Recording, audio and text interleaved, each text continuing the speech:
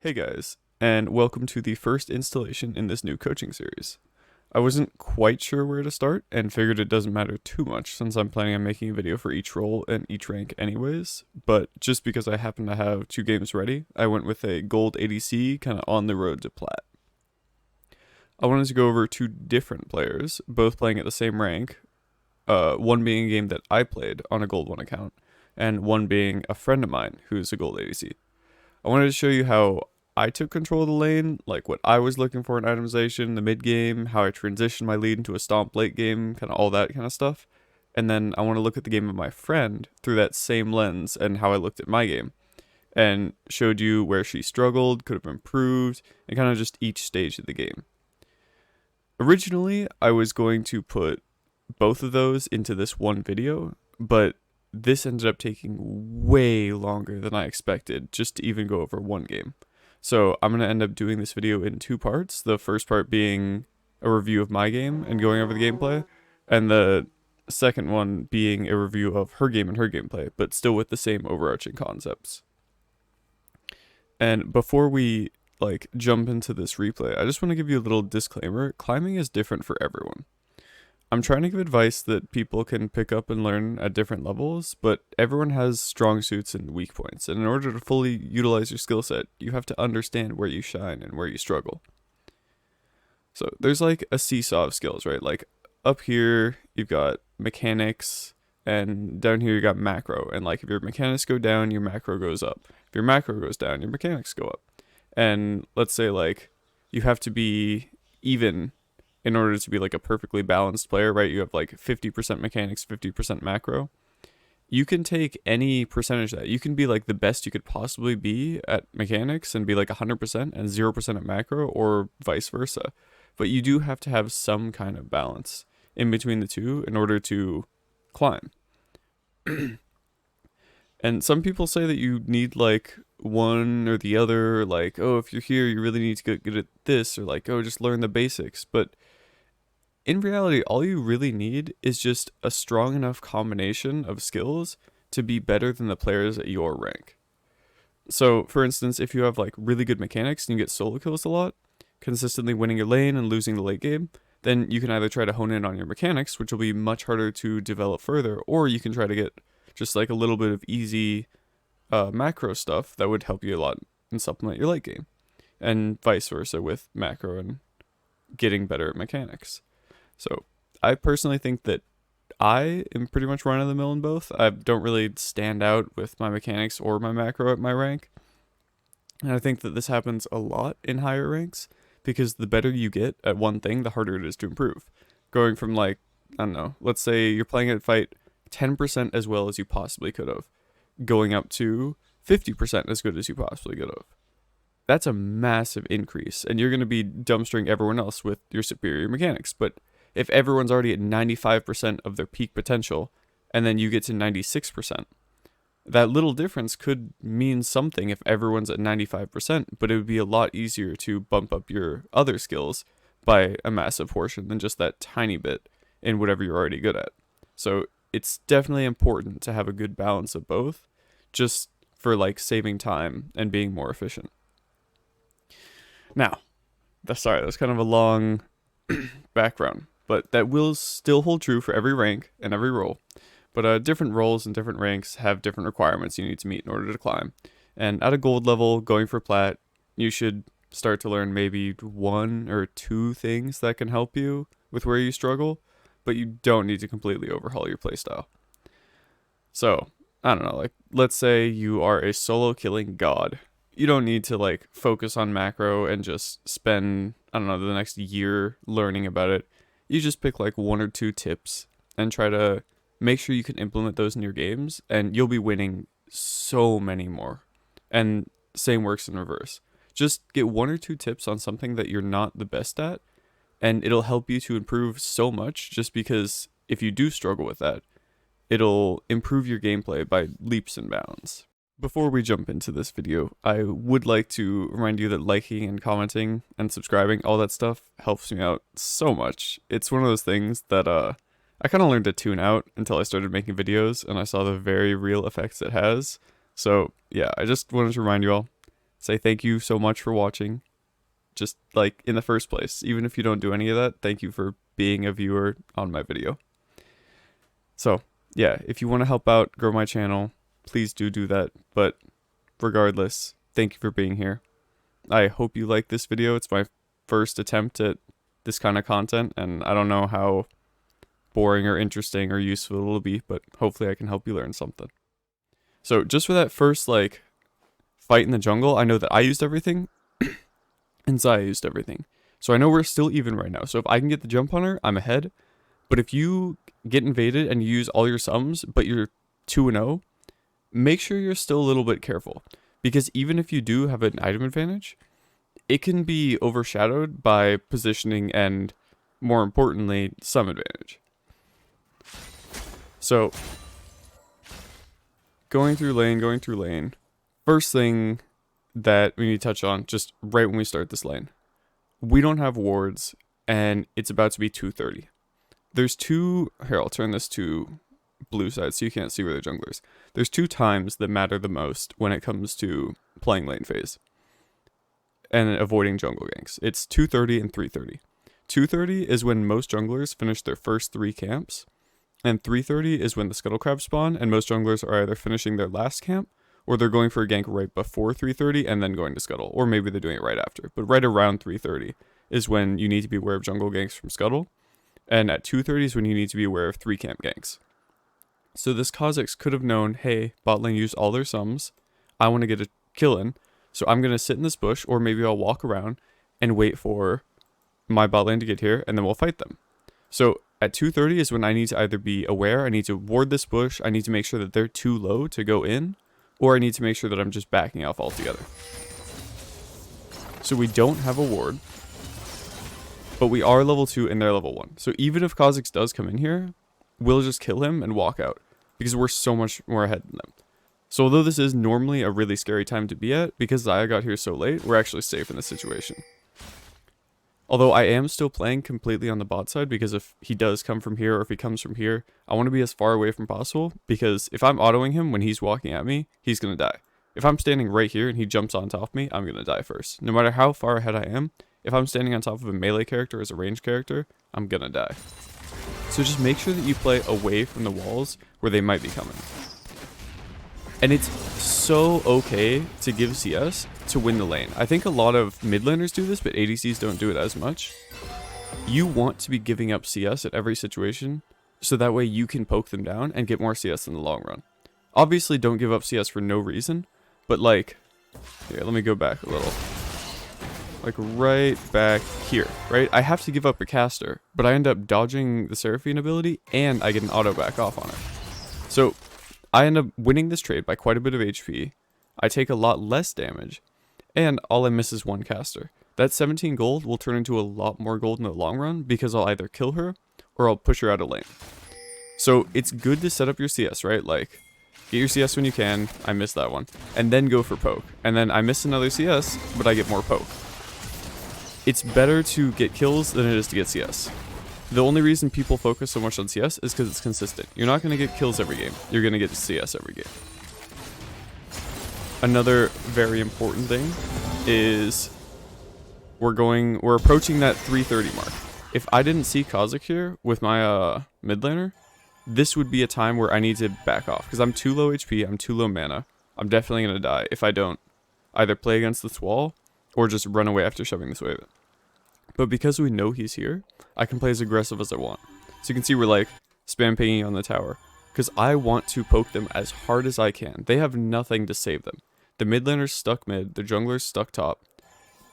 If you get them under tower, it's just free reign. You can do whatever you want. The Seraphine ends up trolling a little bit and walking in.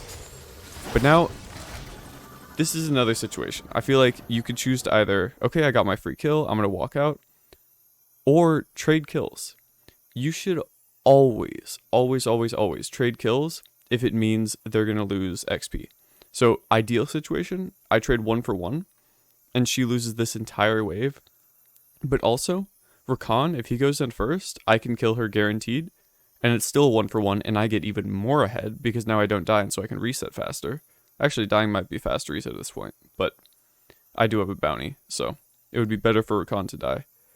But regardless of who dies, even if both of us die, you always want her to miss out on this because you saw how big that level 1 advantage was, right? We were level 2, she was level 1, and the entire lane phase she's playing back here and we're autoing her.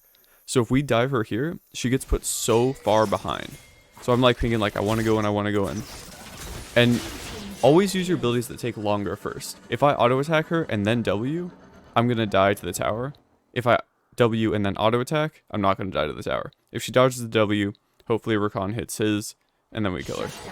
So regardless, this is super worth it because she misses so many minions, and now the wave is going to push into us. Every time a wave is under tower like this, it'll always push back into you. So just because these minions are stacking up on these while these are focused on the tower, so their melees aren't taking any damage, right? They're all just stacking up, but our minions are dying, and when the next waves hit, because all these casters are in a line, they're all going to focus this first melee. And because our casters are just like spread out, they're going to hit like this melee and then maybe that and then another one on that one. But when the minions are grouped up, they're going to kill things a lot faster than if they're spread out like this. So whenever you see grouped up minions, it's going to push towards you. That's why crashing stuff in a tower is always really good. So reset, come back to lane. And now this is just another important thing. Where's the jungler? You should always be tracking the jungler early game as an ADC because most ADCs are incredibly immobile. They're easy to gank, they're easy to kill.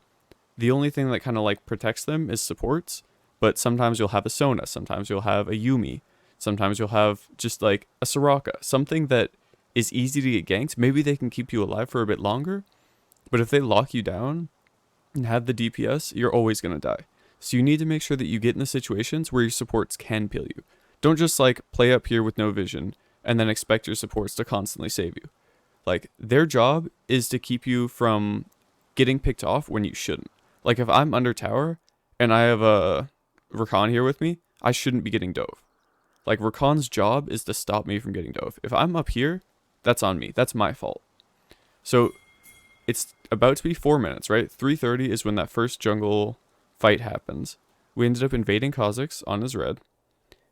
He's going to either go straight bot lane and try to get this scuttle because our Yi was top lane, or he's going to go top lane and get his last camp and go for a top gank.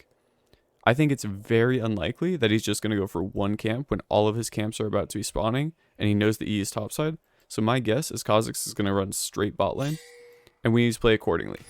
This wave is already shoving into us, so we need to play super safe here. Warding does not matter because we're going to play as if he's here anyways. This could be a good ward, but this ward is useless. If you ward here, what does it change? If you see him, you're still going to play the same way. You don't want to fight right now. And if you don't see him, you should still be playing as if he's about to blast cone over the wall and kill you. So this vision won't give you any information. This will, because if he does go behind you, that's pretty dangerous. So maybe I should have worded that going out, but once Rakan will get here, Xayah will also get here, and the threat will be mitigated. So want to play super safe right now. Earlier I was like going in for poke, going in for trades, and now I'm playing like really far back just because I don't know where Kha'Zix is. And now this is the golden spot. This is what everyone's talking about, like always freeze your lanes, freezing's OP. This is just the most broken spot we can ever be in. I get to freely CS, right? Because I'm already ahead of her. And if she walks up for CS, I get all this lane to poke her down. So I can just constantly change to my rockets and do damage. She started off this lane at full HP and she's already this low. Yi is walking in. This is really bad from just like our whole team in general because we don't want to fight here. Kha'Zix could once again be right here. He could be right here. He could be walking bot lane. And if he comes in and fights, we could still lose this pretty easily because we're overcommitting. We're using all of our stuff to go in on them and we're going to miss minions. So luckily Kha'Zix wasn't here and they don't die, but you need to be the one to call off plays. Like you decide as the ADC what your team does. Sometimes they'll int, sometimes they won't. But if someone's like spam pinging, go on Baron, go on Baron, go on Baron, you're going to go on Baron. If someone spam pings, get off, get off, get off, you'll probably get off. You need to make sure that you're letting your team know what you're going to do and that they have to follow you. So here, if I don't walk in with him, like if I'm walking up autoing, maybe one of them would try to dive and we would all die here. But if I let them know, obviously, that I'm not going in, they won't go in further either. This may not work as well at lower ranks, and it'll work even better at higher ranks, but this is kind of like, you can start doing it here. Like, just letting your team know, this is what I'm going to do, and I'm going to do it no matter what. So, with my Yi right here, I know that if I do get ganked, if it's back here, we can kill him. I don't want to be chasing up here in front of their tower, but if it's right here next to our tower, we can just stand in tower and auto-attack the Kha'Zix. So it's okay to play a little bit aggressive here. And they can't... Honestly, Rakan should be walking up with me right now. But Kha'Zix can either come from back here, right? Or he's going to come over the wall again. Rakan should be up with me right now, because if they walk to this wave...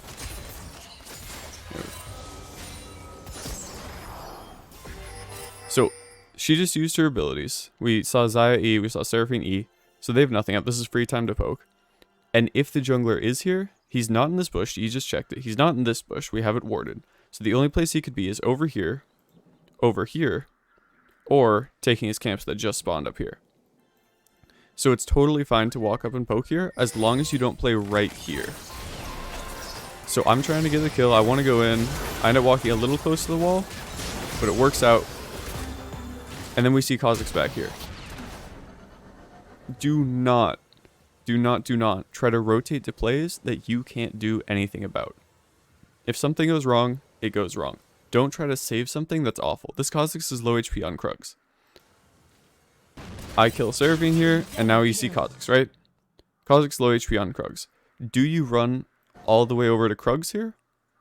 No. There's no way, because if you run here, his team's going to spam ping him back, and he's just going to walk over and E over this wall. It's going to be a complete waste of time. As you can see in the chat, the Yi is like really mad, right? He's like spam pinging. He's like, help me, help me. And I'm just pinging, okay, be careful, and we're going to push out this wave. If you try to rotate to plays that are already dead, you're going to lose so much time and tempo. They've already respawned. The people we just killed are already back on the map and running towards us. We need to kill these minions as fast as possible, because once they get into the tower, enemy minions will stack up and they'll push towards us again. And we're just going to do that over and over. Push the minions out, wait for them to shove into us. Once the wave is about here and they use their abilities, we just go all in. Every single time. If the wave is here and we use all our abilities, they're just going to walk back here. And then we can't hit them anymore. Unless they're low enough to dive. But most likely, we need the wave to be here to kill them. Until we get like stupidly fed. So, Yi flames, Yi's mad. Don't ping him. Don't say anything to him.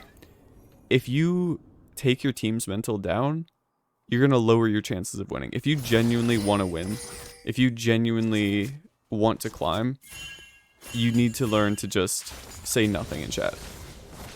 Every game that you type is a game you're trying to lose. And if you want to type and you don't care about climbing, that's fine. But you are lowering your chances of winning every single game that you do that. Alright. So, there's not too much more to lane. It's just kind of the same thing I was talking about, right? Like, be wary of jungle, only walk up when you have your jungle, and keep the lane frozen here the entire time. When there's objectives like drags, it's nice to shove out the lane and then go to it with your jungler, but you don't have to do that. You can also freeze it, and then your jungler can gank, and then you can kill with your jungler and then go to drag. But regardless, you don't want to be freezing when your jungler is on the drag. That's the only thing that matters. So she ends up walking up once again, shove out the wave first, and now we can go to drag if we want. Ends up mid lane rotating, so we can't do it right now. That's fine. He passed up a little bit too much. Sadly, our jungler died, so we can't go drag. And I could reset here, but they're level 4, and I'm level 6. We just killed their mid laner, and we have this warded. So their jungler could come from right here. You can see with the little visual buggies right there. But he could come right here and jump over this wall. So as long as I don't stand right here, I'm totally fine. Because he's not going to be able to walk in this way with us without us seeing him. And I'm so much stronger. Like, I want you to see this actually. This is really important. Towers are so broken for so many reasons. When the tower is hitting things, you get free time. This is like recess when you were a kid, right? Every other time, like, you have to focus on CSing, it's science class or math class, you have to focus on trading, you're all, like, locked into certain things. Right now is free time. We get to do whatever the hell we want. None of their minions are dying, And Zaya is forced to be right here because her minions will die. When a tower is hitting minions, they will die. She either gets to choose to get the XP or not get the XP. None of the minions that we're going to kill are going to die. None of her minions are going to die. So we could ward. We could back. We could poke. You can do whatever the hell you want when you have your free time. And towers are always free time. So with this free time, you can choose to either shove this wave, a second wave, while it's already under tower, and then get a reset off, which would be a good play. Or if she walks up, this is the freest time in the world to poke. And as any ADC, every ADC has some way of poking from range. If you play Kai'Sa, you can stand, even though Kai'Sa is pretty short range, you can kind of like stand against the wall. And if they walk up for these casters, you auto Q and then E out.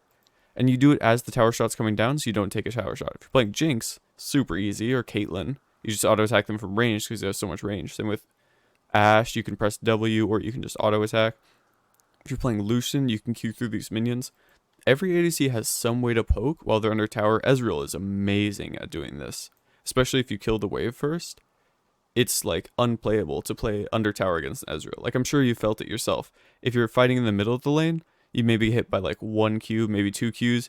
You're fighting under tower, and just every single second there's Qs flying at you, and it feels impossible to farm the minions.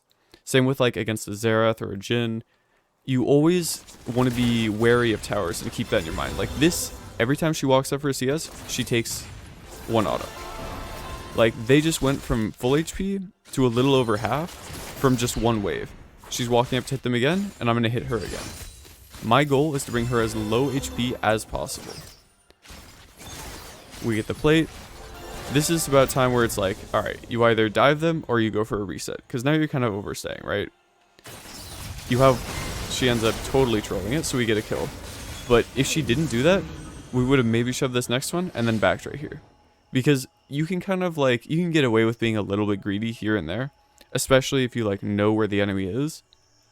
But every time they come back to lane, they're going to be buying, and you are still in lane, you're not buying anything. So even though I'm like way up in kills on her, we were almost even at that death. If not, I would say pretty much even. Like, Kirchi's Shard is pretty good in this patch. Boots are amazing on Jinx, but they're amazing on most ADCs. So I'm definitely still ahead, but the fact that I'm 9-2 and she's 4-4 isn't nearly as noticeable just because I haven't reset and spent all my gold. Like, how much gold do I have? I've got... yeah, almost 2k gold I'm sitting on. So I could be dumpstering this lane way harder if I spent that gold. But instead, I've been staying in lane. Going for this next team fight, I'm going to make sure that I keep in mind, learn from my previous mistakes, where is Shaco, where is Kha'Zix? Like right now, I'm terrified. My team's walking out through the jungle, so I can be here, but I can't be up here, I can't be over here, I can't even be standing in the middle of the lane. Because if they're walking through jungle and they see me, they're going to instantly go in on me. I place this ward just in case like they see me and they walk over to the side just to see who's in the lane. But the only place I can be is around my teammates. I've learned to be absolutely terrified of everything that doesn't have vision on it. Like in my eyes, every single bush that's dark, Kha'Zix is here, Kha'Zix is here, Kha'Zix is here, Kha'Zix is here. As soon as Shaco gets off the map, he's here, he's here, he's here. They're always trying to get you. It's like, I'm not trying to like make you terrified and live in fear, but I kind of am. Like, thank God my Ornn's standing on top of me right now. But I need to be in the middle of everyone. If you're an ADC and you're walking alone and you find yourself dying too much, it's because you're just egoing it. You're not expecting them to be in every bush, and if you don't feel afraid, you're going to be trolling it. You're going to be losing every single fight. You need to play constantly afraid. These are just a couple more fights. There's not too much going on in these fights. It's just like our team plays well. We're so far ahead. The main goal of this game is not to like make crazy plays and win. It's we're so far ahead that we just need to not throw. And it's really easy to throw at this point, especially when they have so many assassins. Feel fear in your heart. Feel fear in your heart. Where is Kha'Zix? Where is Shaco? Right here. They're both waiting right here. They're both waiting right here. They're both waiting right here. They're going to kill you in every single bush. We're trying to go to drag, right? Don't walk this way. If you walk this way and this is warded and they're waiting over the wall, they kill you. You can see me kind of like in real time thinking, oh yeah, let me just go to drag autopiloting, and then realizing, wait a sec.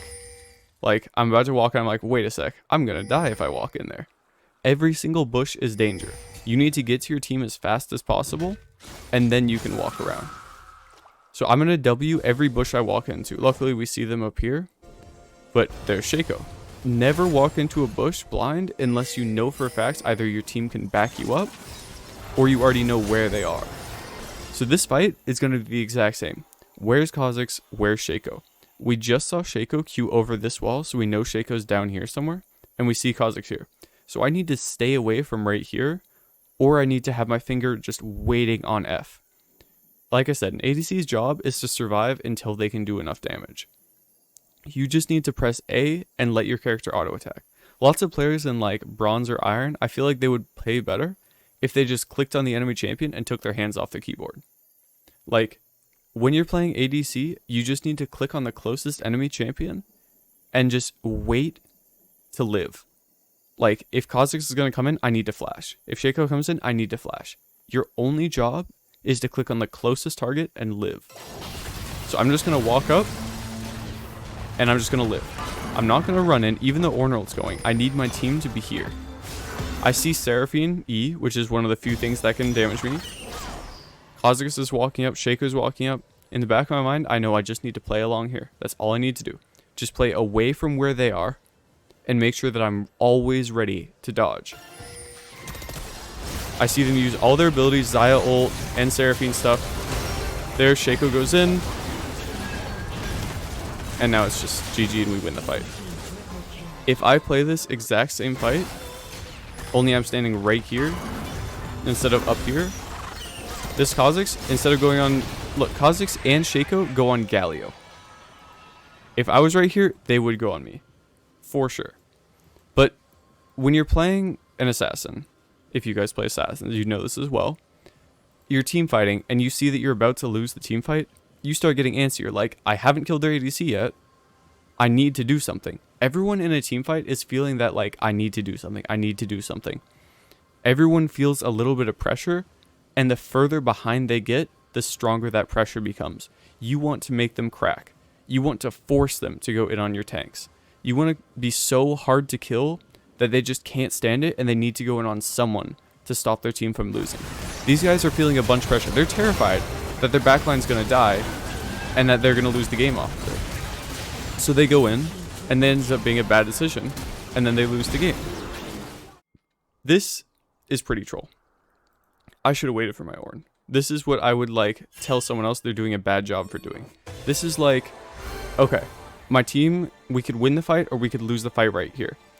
But this is something that I'm sure everyone needs to work on. Like, I don't think I'm the best ADC in the world, but I do think I'm pretty decent.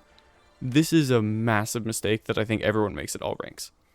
When you're afraid your team is going to lose, like I said, what those assassins did down here, they think their team's going to lose the fight, so they try to quickly make a play to make up for it. This is what I did, right? I'm afraid my team's going to lose the fight, so I try to quickly make a play. Kha'Zix is missing. Shaco is missing. All we saw here was Teemo and their bot lane. And those people aren't really a big threat to me unless Teemo flashes on me. This is an awful, awful position to be in. I end up dying, and luckily my team sees that and they rotate to me, but this could have been like, this could have made the game so hard by doing that. It was a really, really bad death, and that's completely my bad. Now, here I'm thinking, okay, come with me here. If Kha'Zix walks in, he's dead. Right? Because we need to get the jump on him and he'll die. Rakan can Q to break his Night Edge shield and then W and he's dead. But I'm not going to overstay.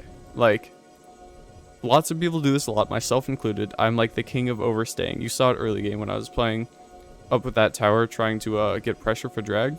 I do it all the time. But when you're this late in the game, you need to learn from your mistakes. And you need to, like, every single game learn what you can and can't do. I am not walking at this guy. I'm walking straight away.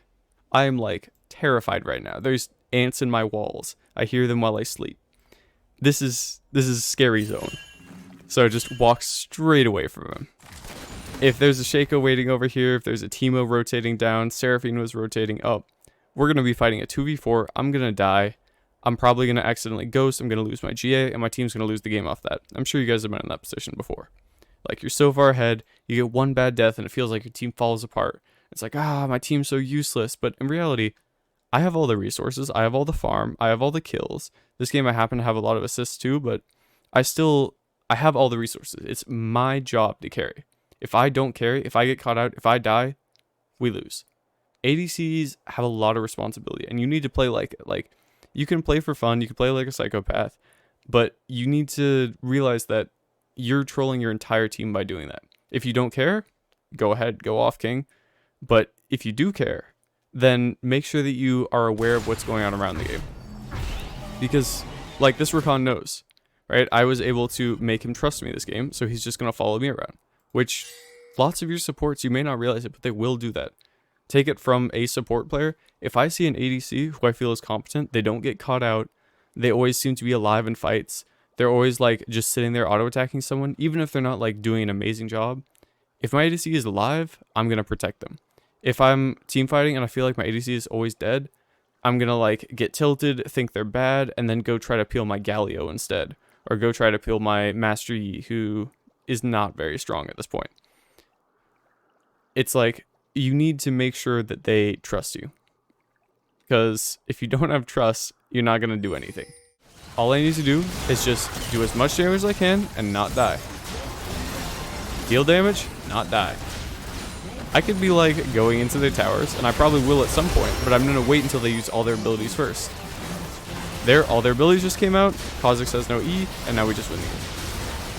This game was definitely a stomp, right?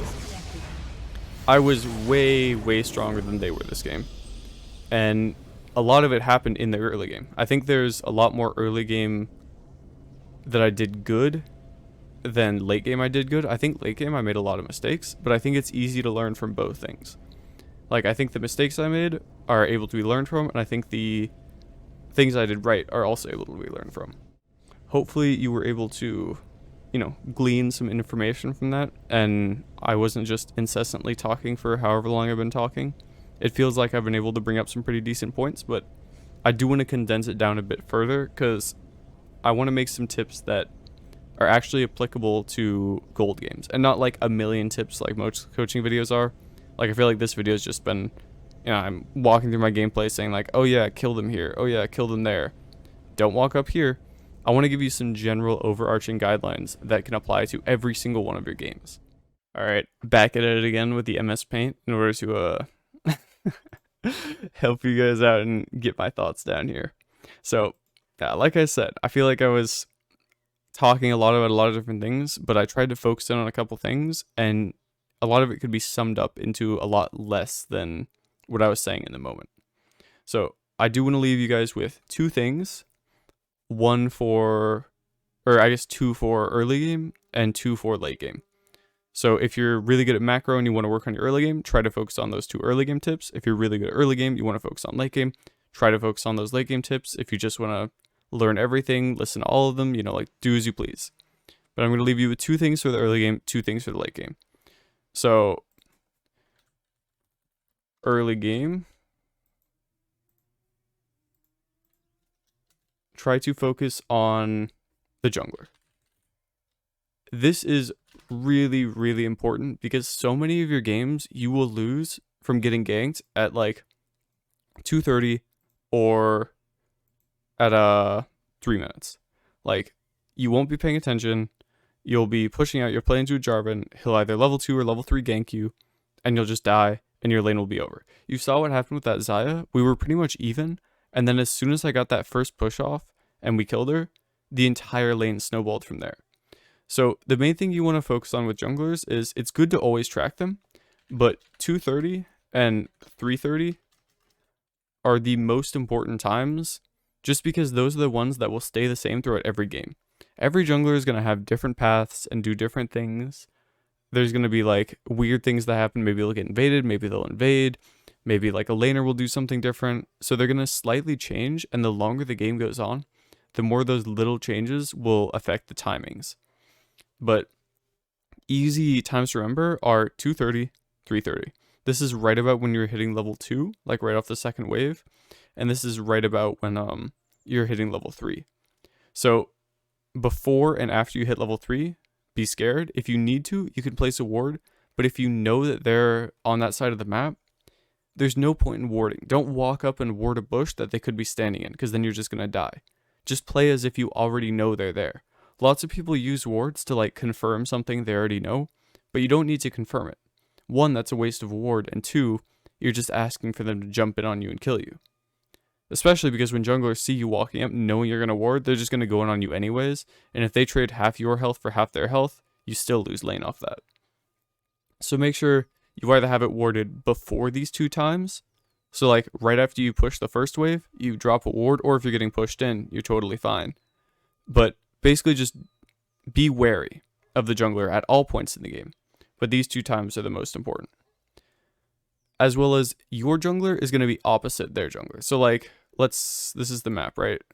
This is my really good map. Your jungler's here, that means their jungler's here. If your jungler's here, that means their jungler's here. Their jungle will almost always be opposite your jungle, especially in low elo.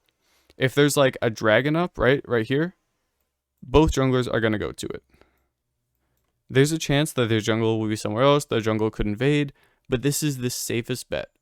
If you are on the drag and they're on the drag with you, assume that their jungle is coming to kill you. And he's going to like jump in from their side of the map. Or like, let's say you're this side of the map. Assuming their jungle is going to jump in from over here. Maybe he's waiting and try. Maybe he's waiting up near here, near mid bush. Always assume that their jungle is opposite your jungle. There are obviously cases where your jungle is taking Rift and their jungle will take drag. And you need to be aware of that. But it's better to be safe and always assume that they're waiting to kill you than be like, oh, my jungle is taking drag with me and their jungle is farming Krugs. Like, that's going to be a lot less likely than if you were to just assume that they're always on you. So, first thing is just be aware of the jungle. Like, always be aware of jungle. Always be scared of him. Always be assuming that they're right there about to kill you. That needs to be in the forefront of your mind. And then, second off is... Oh, is this... Oh, whoops, I picked the wrong thing. Sorry. Second off is towers. Towers are so important. Getting them is important, but the free time they give you is just so underrated, so underestimated. When you push a wave into a tower, lots of people say, shove the tower and reset. You can do that. You can shove and you can reset, but the beauty of a tower is not only can you shove and reset, but you can shove and ward. You can shove and poke. You can shove and do whatever the hell you want. You can shove and spam Mastery 7 for like a solid 20 seconds without having any repercussions. Like, as soon as you put that wave into the tower, you decide what you want to do. And that'll have to be game dependent, what you think is the right move, and you'll have to learn that over time, what you should be doing when you shove that wave. But the best and like most general advice I can give you is just be aware of that time. When you do shove the wave into their tower, just be aware, this is my free time. This is my recess. I can do what I want, and this time matters. Like, if I want to poke, now is the time. If I want to ward, now is the time. If I want to roam, now is the time. If I want to take drag, now is the time. As soon as you get that wave in a tower, that is your time. And make sure that you're not wasting that time. You get to decide what you do, but don't just like, oh shit, I just pushed into the tower and I wasn't paying attention. Like, if you want to tab out to RuneScape, tab out to RuneScape. But make sure that you're aware, this is what I'm spending my time on. I could have been poking, but instead I'm tabbing out to RuneScape. I could have been CSing, but instead I'm playing an idle game. Like, if you're like me, maybe that's what you got to do. But make sure that you're aware that's what you're spending your time on. Alright, so, yeah, just to sum it up, be aware of the jungle, especially these 2 times, and when you push it into the tower, that is your free time. Now, for the late game, the tips are a little bit harder to generalize, just because early game will happen every game. Late game won't happen every game. Early game will be very similar every game. Late game won't be similar every game. Late game, just because a lot more stuff leads up to that, will have a lot more variables, so it's a lot harder to give like general tips. But one of the ones that I think you obviously saw in that game as I played Jinx, and will be applicable every single game without fail, is be afraid. They are in your walls. You need to be constantly afraid. Like, you have spiders crawling underneath your skin. I don't know how I can make you terrified enough, but you have to be afraid of every single bush. You have to be the most paranoid person in the world in order to survive as an ADC in the mid to late game. Like, every single fight you walk to, you have to check the bushes. Every single objective you walk to, you can't just take the easy path. You can't be like, oh, drag pit is down here, and I'm in mid lane. Here's bot lane. You can't just walk straight down mid lane. That you're gonna die. You have to walk around. Sometimes you have to walk all the way back here and go there. Like, you cannot just take the obvious paths or you will die every single time. And if you don't die, it's going to give you bad habits for that one time you do die and you throw the game off of it. You have to be terrified of every single bush, every single dark corner, every single pathway. Make sure that you have the right risk and reward. If you're walking down and you've got like your entire team here, you better walk to your team first. If you're pushing out and your entire team is walking to their jungle, you better be walking to your team first. Like, if you're not on top of your team, when the assassins go on you, you're just going to die. So, very, very important, especially for ADCs, is be afraid. And I think this is something that, this one, like, early game jungler, you could probably think about, like, this is also kind of a plat tip and also kind of a silver tip. Like, jungle is, there's a lot of learning to be done when it comes to the jungle. I think towers, people in plat maybe abuse it quite a bit, and I've seen some people in gold, so this one's kind of more of a fluid between those two ranks. This one, I feel like I see so few gold players do it, and I see so many diamond players do it. So I can't tell if it's just like no one in gold knows it and everyone in diamond knows it, and plat just everyone's figuring it out along the way. Maybe people kind of like learn it here and there, but this one will make you survive so much more, and the more you're alive, the more you can do. Every game. The longer you're dead, the less you're getting gold, the less you're dealing damage, the less you're creating pressure, the less you're making them afraid of you. So staying alive is really, really important. Second thing, though, is team fights. Team fights. You gotta get like 3 things in a team fight. Before you play out a team fight, you have to think, what will kill me? Do they have a Thresh Hook? Do they have a LeBlanc E? Do they have an Ashe Arrow? Can their Ezreal E away? As an ADC, you have to find out what threats the enemy team has, and then as soon as those threats go away, it's your time to shine.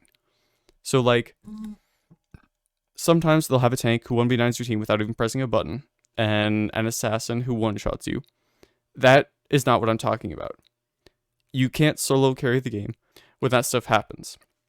But what you can do is you can think, okay, for instance, that game I just played, there is a Kha'Zix and a Shaco down here, right? This is the wolf pit. Sorry for my beautiful drawings. And this is dangerous area. This is like, no. Don't want to go down here. This is what will kill me. Kha'Zix will kill me. Shaco will kill me. Seraphine ult will kill me. Seraphine root will kill me. Xayah root will kill me. These are the things I need to be aware of. Everything I'm thinking about is, okay, is Kha'Zix and Shaco shown? No. Is Seraphine ult and Xayah ult down? No. Okay, so then I'm just standing here and I'm hitting whoever gets close. And you do that for the entire fight. You need to be ready beforehand and figure out what those abilities you're wary of. And then you just set up. The entire fight, you're just setting up. You're getting ready. You're like pulling the trigger further and further, but you're not quite going. You're getting so ready. You're winding up like a spring. And as soon as they go in, as soon as you see that Seraphine ult, as soon as you see the Xayah ult, that's your time to pop off. That's why when you see like some really good ADCs, like I remember Uzi had some crazy good plays where he would just like ult in on Xayah in the middle of the entire team and somehow he would live and kill them all. It's not because like he's just that mechanical god who is able to not take any damage from, I don't know, like a Nunu ult or an Orianna ult. Like, yes, he's very good at the game, but it's not because he's dodging these AoE ults that you can't really dodge. It's because he's going in when they can't use them. Like, I'm not dodging the Seraphine ult that's coming straight at me. I'm waiting for her to use it, and because I'm not close enough for her to use it on me, she uses it, waiting for Xayah to use her ult, and as soon as they do, now I can go in. I'm not dodging Kha'Zix's Q damage or Shaco auto attacks. I'm waiting for them to use it, and as soon as they do, bam, that's your time to shine. So you need to be thinking about, and not only the enemy team, but your team as well. Like, who is your front line? Who can you not walk past? Like, can you walk past your Or in this game, or you have to stand behind him? Who is going to defend you if someone does go on you? How are you going to make it easier for them? Like, if you have a Lulu, and you're playing up here, and your Lulu's down here, your Lulu's not going to be able to shield you, and you can't flame her for that. You have to make it easy for your team to keep you alive until it's your time to go.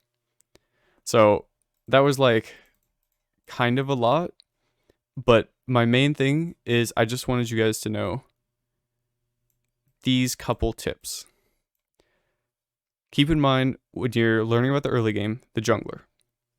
230, 330. Either have a ward out before those times, or act as if the jungler is waiting to kill you. When you push stuff to the tower, oh my god, that looks awful.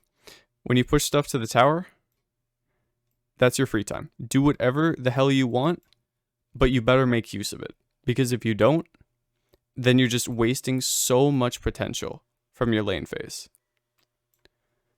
For late game, be afraid at all times. As an ADC player, you need to stay alive. If you're not staying alive, you're trolling your team. Every single bush, there's an enemy in there. Every single dark area, there's a LeBlanc waiting to jump on you. Like, constantly be afraid. And then second is for team fights. As an ADC, you're like a team fight god. That's what you do. That's your role. So make sure that every single team fight, you have a plan before you get into the team fight. Then once you do get into the team fight, you set up. The entire team fight is just you waiting. You hit the closest target and you wait. As soon as you see Ezreal Ian, you auto attack him and you just run at him. As soon as you see the Sion use his ult or his Q, then you just can go straight on ham.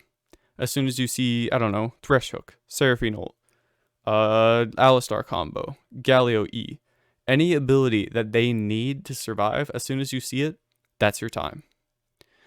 So that was a lot of information. I feel like I went a little bit longer than I wanted to, even though I've already been going for quite a while. But hopefully you guys learned something. Sorry if this was kind of a all over the place video.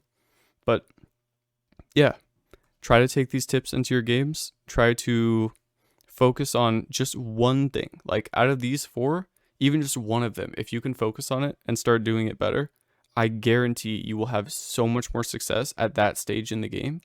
And once you can practice that one to a very proficient level, you can go on to the next. And if you can learn all 4 of these things to a decently proficient level, you will climb. Like, you will get past gold easily. And you probably could get out of plat with this as well. But yeah, make sure to focus on these things. Try to just do one at a time. Don't strain yourself. Don't try to do too much. Learn what you can. And yeah, I guess that's it. Thank you guys so much for watching. I will be uploading a part 2 where I do this same process, but over someone else's game, someone who's like actually a gold player, and we can see where they didn't follow these tips, just like how we saw there were times where I wasn't afraid and I ended up dying. We'll see where they weren't afraid, they ended up dying, and we'll see what they do after that. Like, do they immediately bounce back and the next team fight they play it afraid, or do they just die again? Are they not making a plan for team fights? Are they not utilizing their free time on towers? Are they not being aware of the jungler?